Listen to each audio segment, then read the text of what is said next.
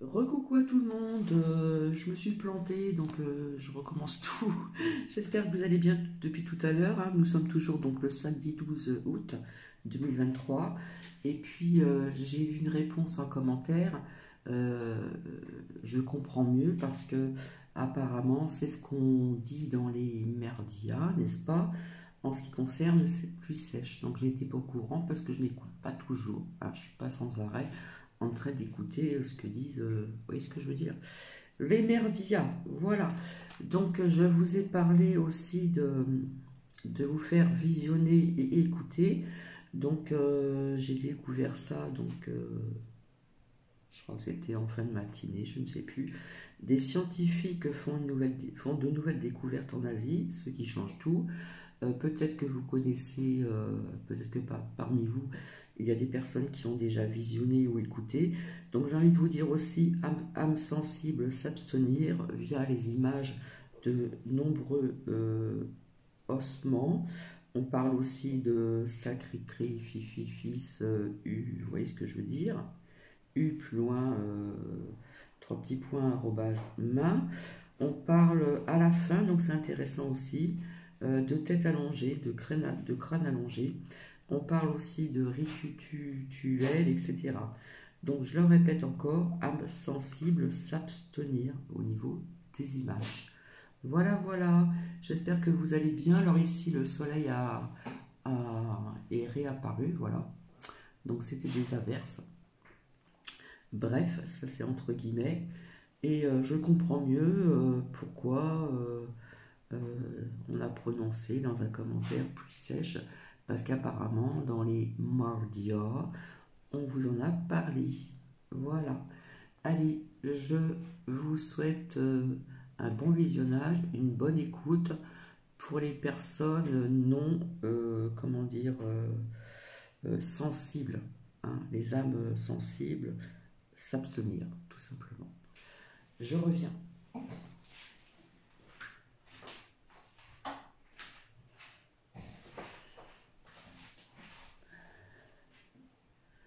Donc, bon visionnage et bonne écoute. Littorale de tous les continents est généralement soumise à la plus grande variété de conditions climatiques extrêmes. En conséquence, l'Asie abrite la vie végétale et animale la plus diversifiée de la planète. Et les scientifiques ont fait de nombreuses découvertes inhabituelles et terrifiantes dans cette région du monde, allant d'étranges indications de vie extraterrestre sur Terre à l'implication de démons dans la vie préhistorique. Rejoignez-nous pour explorer 15 nouvelles découvertes terrifiantes en Asie qui changent tout. Un bol d'or vieux de 3000 ans à l'histoire macabre. En 1958, des archéologues du nord-ouest de l'Iran fouillaient les restes calcinés de la forteresse de l'âge du fer connue sous le nom de Hassanlou, lorsqu'ils ont découvert un magnifique bol en or, bien que brisé. Lorsque la presse a appris la découverte de ce bol vieux de 3000 ans, cela a attiré l'attention du public. L'histoire de ce trésor est cependant moins glamour. Vers 800 ans avant Jésus-Christ, un soldat et deux de ses collègues ont été écrasés sous des briques et des matériaux de construction carbonisés, et le bol a été découvert juste auprès de leurs mains. Les spécialistes sont disputés pour savoir si ces trois hommes étaient des gardiens de la citadelle ou des envahisseurs ennemis s'échappant avec des biens pillés. Selon un nouveau point de vue, les soldats n'étaient pas des héros. La couche dite brûlée d'Hassanlou, qui comprend plus de 200 corps conservés dans la cendre et les gravats, a été comparée à la Pompéi du Proche-Orient ancien. La couche de feu de Hassanlou montre que le château a été détruit par une attaque surprise. Et le site a été exploré par des archéologues dans les années 1950, 1960 et 1970. Ils y ont découvert des corps décapités et d'autres auxquels il manquait des mains. Les femmes et les enfants représentaient une grande partie des victimes. Les fouilleurs ont également découvert dans des fosses communes, au-dessus de la couche carbonisée, les os de personnes très jeunes ou âgées qui semblaient avoir subi des traumatismes crâniens mortels. Ces victimes ont très probablement survécu à l'assaut initial avant d'être assassinés par leurs ravisseurs, lorsqu'ils ont découvert qu'ils ne seraient pas très utiles comme esclaves. C'était une guerre destinée à détruire l'identité des gens et à les intimider pour les soumettre. Le démon sur une table d'argile.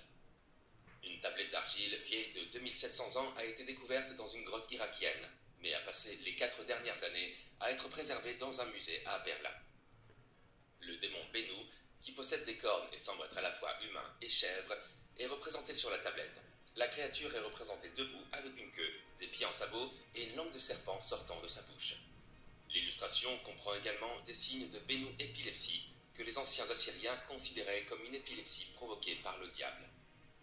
Selon une étude publiée dans le journal des médecines cunéiformes, les symptômes de la maladie comprenaient des convulsions, une perte de conscience ou de raison, et dans certaines circonstances, les patients criaient comme des chèvres. Le dessin découvert montre que les peuples anciens pensaient que des maladies comme l'épilepsie de Bénou pouvaient être soignées par des rituels. Les Assyriens croyaient que les maladies étaient provoquées par des dieux et des démons. Le texte prétend également que lorsqu'une personne était atteinte d'épilepsie, le démon le faisait au nom du dieu lunaire Sin. Par conséquent, les Assyriens et les Babyloniens pensaient qu'il existait un lien entre la lune, l'épilepsie et la folie. Gravure mystérieuse et preuve de sacrifice humain. Pendant de nombreuses années, les habitants des collines poussiéreuses du plateau de l'Oès en Chine ont cru que les murs de pierre effritées près de leur maison étaient une partie de la Grande Muraille. C'était logique. D'anciens vestiges de la barrière qui a marqué la frontière de la domination chinoise pendant plus de 2000 ans zigzaguent à travers ce terrain désertique à l'intérieur de la boucle nord du fleuve Jaune. Cependant, un aspect semblait étrangement déplacé. Les habitants, et plus tard les pilleurs, ont commencé à déterrer des fragments de jade parmi les décombres, dont certains avaient été façonnés en disques, lames et sceptres. Le jade n'était pas un élément connu de la Grande Muraille et n'est pas originaire de cette région la plus septentrionale de la province de Shanxi. La source la plus proche se trouve à environ 1000 km. Alors pourquoi apparaît-il fréquemment dans cette région désolée si proche du désert d'Ordos? Il y a plusieurs années, un groupe d'archéologues chinois est arrivé pour examiner le mystère, et ils ont rapidement découvert quelque chose d'étonnant et de perplexe. Les pierres provenaient des ruines d'une magnifique ville fortifiée, et non de la Grande Muraille. Plus de 6 km de murs défensifs entourent la pyramide de 230 pieds de haut, qui contient un sanctuaire intérieur avec des peintures murales, des trésors de jade et d'horribles preuves de sacrifices humains, selon les fouilles qui sont encore en cours aujourd'hui. La découverte la plus macabre est celle de 80 crânes humains regroupés dans 6 trous sous le mur est de la ville, sans qu'aucun squelette y soit attaché. Il y avait exactement 24 crânes dans chacun des 2 trous les plus proches de la porte est, l'entrée principale de la ville. L'emplacement et la quantité des crânes indiquent une décapitation rituelle qui a eu lieu lors de la pose des fondations de la muraille.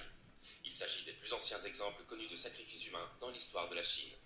Selon les spécialistes de la médecine légale, la quasi-totalité des victimes étaient des jeunes filles, probablement des captives qui appartenaient à une bande adverse. Les momies de feu philippines. L'expression momie de feu ne vise pas à suggérer que ces cadavres sont prêts à s'animer et à jaillir dans un jet de magma qui vous ferait fondre les globes oculaires à la manière de l'Arche d'Alliance. Ça, c'est la bonne nouvelle. La mauvaise est qu'une nouvelle aversion terrible pour le barbecue est sur le point de vous être transmise. L'humanité a dû endurer des millénaires et d'innombrables mésaventures tragiques pour mettre au point le porc fumé. Ce surnom fait en réalité allusion à la manière dont les morts étaient préparés pour être enterrés. Dans le nord des Philippines, il y a les grottes funéraires de Cavayan, où des bûcherons ont trouvé sans le vouloir de nombreux petits cercueils en forme de noix. Mais vous êtes-vous déjà demandé comment les Ibaloïs, le peuple préhistorique qui a créé ces cercueils, ont pu entasser tous leurs défunts dans une enveloppe de la taille d'une grosse noix? Vous ne l'avez pas fait bien sûr, mais permettez-nous de vous le dire quand même. Les membres de la tribu Ibaloï devaient avaler une épaisse solution d'eau salée pour commencer à les traiter de l'intérieur lorsqu'ils étaient sur le point de mourir. Ensuite, ils s'étaient rôtis lentement pendant des semaines, voire des mois, après avoir atteint le stade final de la mort. La tribu insufflait également de la fumée de tabac à l'intérieur du corps pour accélérer le processus. Le résultat était un cadavre compact et croustillant, étonnamment bien conservé, qui pouvait tenir dans une petite noix en bois à cacher dans une grotte. Leurs tatouages élaborés et leurs manifestations visibles d'horreur existentielle sont encore visibles aujourd'hui. Les Espagnols ont colonisé les Philippines dans les années 1500 et ont apporté avec eux la pratique manifestement supérieure de l'enterrement de cercueils de taille normale, rendant de vastes étendues de campagne définitivement inutilisables. Les Ibaloïs ont continué leur rituel de type barbecue jusqu'à cette époque. Pour les Toraja, les funérailles ne finissent jamais. Considérez que la plupart de ce que nous savons sur les cultures anciennes provient de la façon dont ils ont traité leurs défunts. Et si nous n'avions pas forcé l'ouverture des tombes où ils étaient censés passer toute l'éternité, comment aurions-nous su que les anciens Égyptiens étaient des zombies couverts de gaz avec des intestins faits de scarabées baratants? Pour cette raison, le peuple Toraja du sud de l'Indonésie peut être considéré comme une leçon d'archéologie vivante. Veuillez noter que nous faisons référence à vivre dans un sens figuré. Contrairement à la société occidentale, les Toraja n'organisent pas immédiatement des funérailles et n'enterrent pas un membre de la famille décédé. Au lieu de cela, l'être cher est maintenu à domicile et reçoit un traitement au formaldéhyde. La famille et les amis rendent visite au corps au fur et à mesure de sa momification, engagent la conversation avec lui et lui offrent même de la nourriture. Cela pourrait continuer pendant des mois. Pourquoi? Parce que les funérailles torajanes sont chères et que la famille doit économiser de l'argent pour ce faire.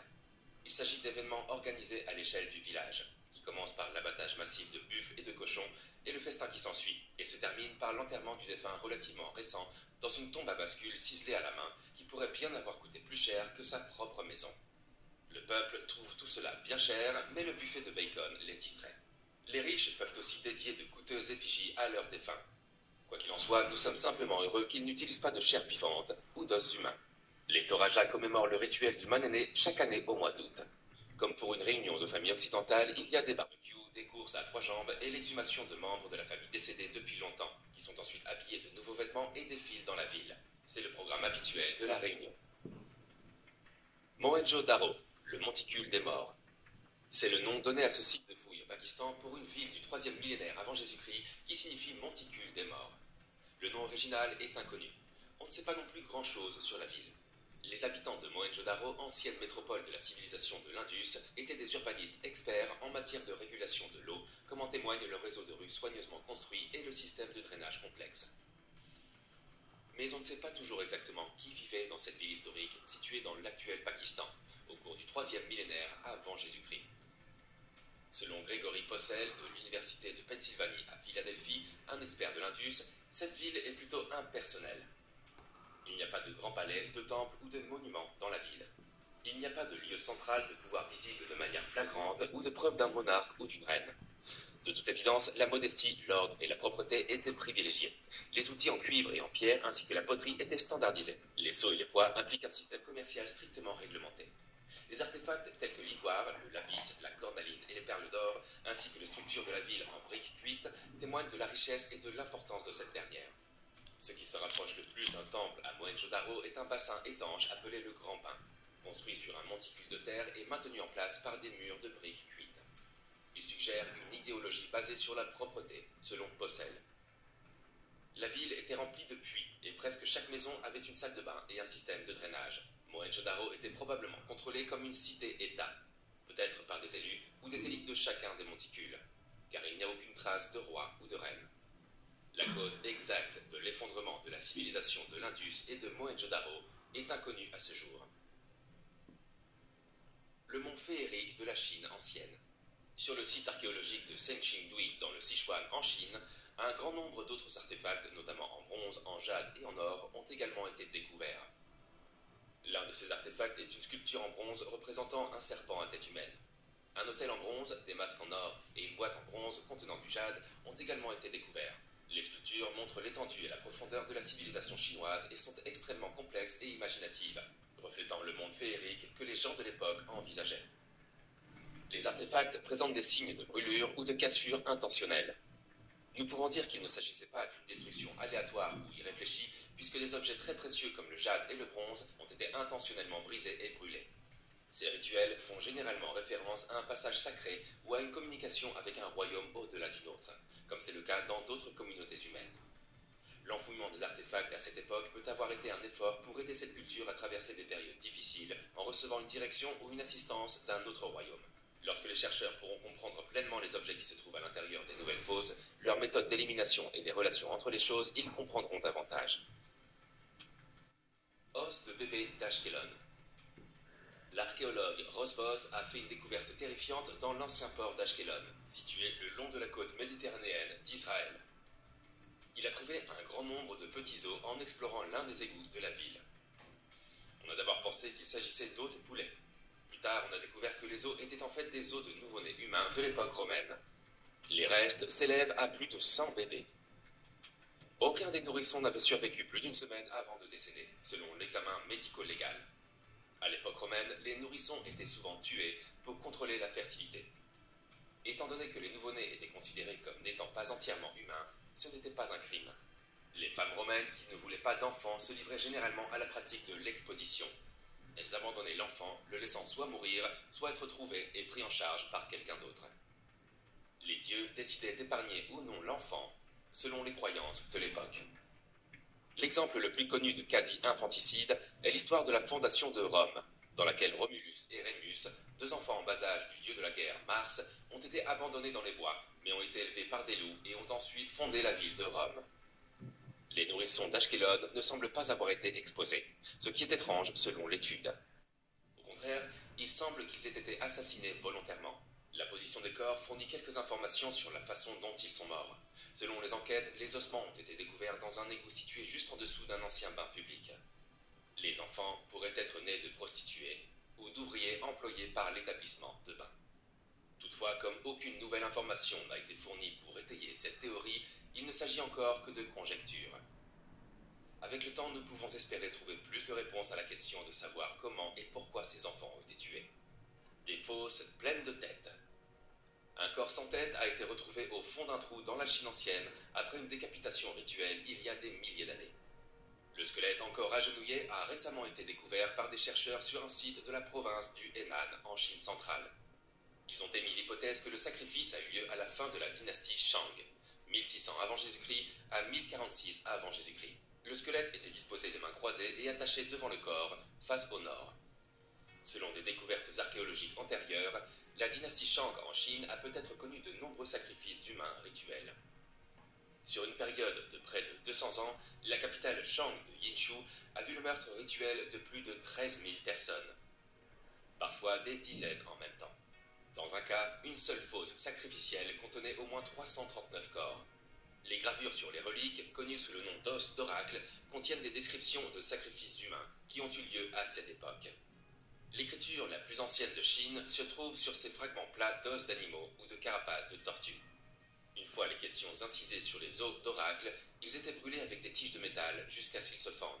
Ensuite, afin de découvrir les réponses à leurs questions, les devins déchiffraient les motifs dans les fissures. L'un de ces artefacts de Chai Wang contenait le glyphe inscrit Kan, que les chercheurs ont pu identifier sur un autre site de Yinshu. Le caractère décrit une technique permettant de placer les personnes et les animaux dans une fosse en position verticale afin de les préparer au sacrifice et pourrait être une référence au squelette agenouillé et sans tête récemment découvert. Ancienne forêt vivante. Des scientifiques chinois semblent être entrés dans un livre de fantaisie après avoir exploré une incroyable forêt vivante ancienne qui était auparavant inconnue du monde extérieur et qui habite probablement des espèces rares. Une équipe de spéléologues a découvert 3 entrées de grottes. Mais une fois à l'intérieur, ils ont découvert des arbres anciens de 40 mètres de haut, dont les branches se tendaient vers la faible lumière des ouvertures. On y trouvait des plantes d'ombre selon Xinhua, l'agence de presse officielle de la Chine, et des photos de la grotte ont révélé qu'elle était incroyablement fertile. Et oui, il est possible qu'il y ait une vie non découverte là-dessous. En effet, les grottes et les dolines servent souvent d'oasis à des espèces vivantes qui autrement pourraient s'éteindre ou ne jamais évoluer. Le chef de l'équipe d'expédition, Shen Lixing, a déclaré à Xinhua que le feuillage au fond du gouffre était extrêmement dense et atteignait les épaules. S'il existe dans ces cavernes des espèces qui n'ont jamais été identifiées ou décrites par la science auparavant, je ne serais pas choqué, a ajouté M. Lixing. La découverte a été faite près du village de Pinghe, à Leyé, dans la région autonome de Guangxi-Zhuang. La région est également reconnue pour ses structures karstiques qui comprennent des ponts naturels, des piliers rocheux et des dolines. Pour toutes ces raisons, la région a l'honneur d'être classée site historique mondial par l'UNESCO. Des êtres vivants non découverts y existent-ils donc? Seul le temps nous le dira. Des sacrifices anciens pour la construction. Les autorités locales sud-coréennes ont récemment déclaré avoir découvert des preuves de sacrifices humains pour la première fois sur un site coréen. Selon les experts, les sacrifices étaient effectués pour garantir la réussite de la construction de structures historiques. Selon un communiqué de l'administration du patrimoine culturel de Séoul, les 2 ossements récemment découverts ont été localisés sous le palais de Welseong, à Gyeongju, en Corée du Sud, l'ancienne capitale de la dynastie Sia, et ils datent du 5e siècle. Il s'agit de la première preuve archéologique de la réalité des légendes, selon lesquelles les personnes étaient tuées pour construire des murs, des barrages et d'autres structures. Bien que la façon dont les victimes ont été tuées ne soit pas encore claire et que des recherches supplémentaires soient nécessaires pour résoudre le mystère entourant leur disparition, les experts affirment qu'il n'y a pas d'indication qui soutiendrait la théorie selon laquelle elles ont été enterrées vivantes. Ils ont dû être enterrés alors qu'ils étaient endormis ou morts, car il n'y a aucune indication de résistance au moment de leur décès. Selon le folklore, des sacrifices humains étaient effectués pour plaire aux dieux et leur demander de laisser les structures durer très longtemps. Une époque étrange, n'est-ce pas? Une montagne d'ossements humains et de carcasses d'animaux. Les hyènes ont vécu pendant des millénaires dans un labyrinthe sinueux de tubes de lave dans le nord de l'Arabie Saoudite, et elles ont laissé derrière elles de nombreuses preuves horribles de leur proie précédente. De profonds monticules d'eau rongés, certains appartenaient à des personnes, jonchent le sol du réseau de grottes. L'horrible découverte a été faite dans un vaste réseau de tunnels souterrains, connu sous le nom de Girsan, et on pense maintenant que les hyènes sont responsables de l'amas d'eau. La longueur du réseau de grottes Girsan est d'environ 1500 mètres, et la hauteur des passages est comprise entre 8 et 12 mètres. Le canal ouest du tube de lave a été le centre d'intérêt des chercheurs, car il comprenait une collection d'eau exceptionnellement épaisse. Ils ont examiné plus de 1900 ossements et ont découvert 40 animaux uniques. La majorité des ossements appartenaient à des ânes, puis à des caprins, une espèce de chèvre, des gazelles, des chameaux, des loups et des chiens. Sur ce site, les chercheurs ont trouvé 2 morceaux de crâne humain, et d'autres ossements humains ont été découverts dans tout le système Girsan. Les hyènes y ont vécu pendant de nombreuses années, comme leur maison. On dit que sur une période de 7000 ans, les créatures ont construit la montagne d'eau avec les restes d'eau de leur festin. Bien que certains des os soient des os d'humains, les chercheurs ne pensent pas que les hyènes aient tué des humains.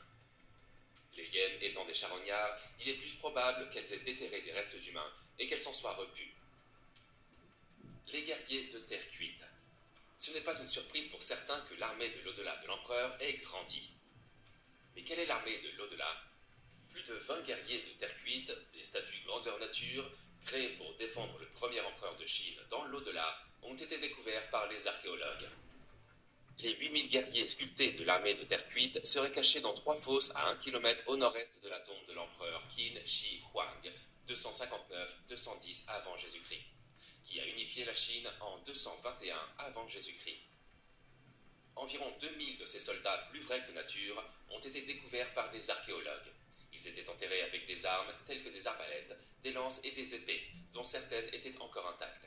En 247 avant Jésus-Christ, Qin Shi Huang monte sur le trône en tant que roi de Qin, l'un des nombreux États qui se disputent le territoire et la domination de la Chine. Qin était en expansion depuis de nombreuses années, s'emparant progressivement de territoires qui appartenaient à d'autres États. En 221 avant Jésus-Christ, les rivaux de Qin ont été vaincus et Qin Shi Huang a été couronné empereur de Chine.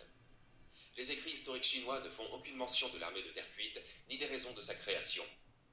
La famille Qin Shi Huang a été évincée par une rébellion menée par la dynastie Han après sa mort en 210 avant Jésus-Christ. Cette dynastie n'a probablement pas voulu mettre en avant les réalisations du premier empereur. L'armée pourrait avoir été une stratégie pour accroître le statut de l'empereur. En outre, les archéologues contemporains pensent fréquemment que l'armée a été construite pour que Qin Shi Huang puisse l'utiliser dans l'au-delà. Peut-être qu'après, nous pourrons voir cette guerre dans l'au-delà. Est-ce que ça vous plairait? Crâne bizarre ressemblant à un extraterrestre. Des archéologues ont trouvé dans une tombe appartenant à l'ancienne culture Sia en Corée un crâne allongé qui, selon les experts, n'a pas été aplati volontairement par la pratique de déformation crânienne. Le crâne a été découvert dans la tombe d'une femme non loin de Gyeongju, capitale historique, qui a régné sur la majeure partie de la péninsule coréenne de 57 avant Jésus-Christ à 935 après Jésus-Christ. Les scientifiques ont été choqués de voir que le crâne était inhabituellement long. La largeur était inférieure à environ 75% de sa longueur. L'équipe scientifique a recherché des preuves de déformation crânienne, également connues sous le nom d'aplatissement intentionnel de la tête, qui se produit lorsque le crâne est serré entre 2 planches de bois ou fermement attaché avec un tissu dès l'enfance.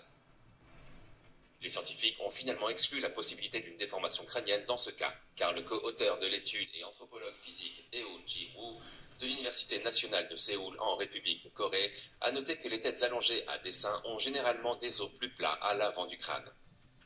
Les auteurs de l'étude avancent l'hypothèse qu'il pourrait s'agir d'une simple fluctuation naturelle, mais ils précisent que des recherches supplémentaires sont nécessaires avant de tirer des conclusions définitives. Homo floresiensis. L'espèce éteinte.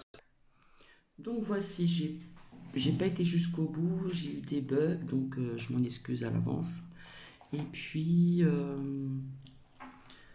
ce que j'ai retenu aussi, c'est surtout cette grotte où vous avez des arbres de 40 mètres. C'est énorme, quoi. Voilà, j'espère que cela vous a plu. De toute façon, nous étions pratiquement à la fin. J'avais Nuki qui voulait venir sur mes genoux, qui est venu. En ce qui concerne les bugs, j'ai pas pu appuyer sur le bouton assez rapidement, etc., etc.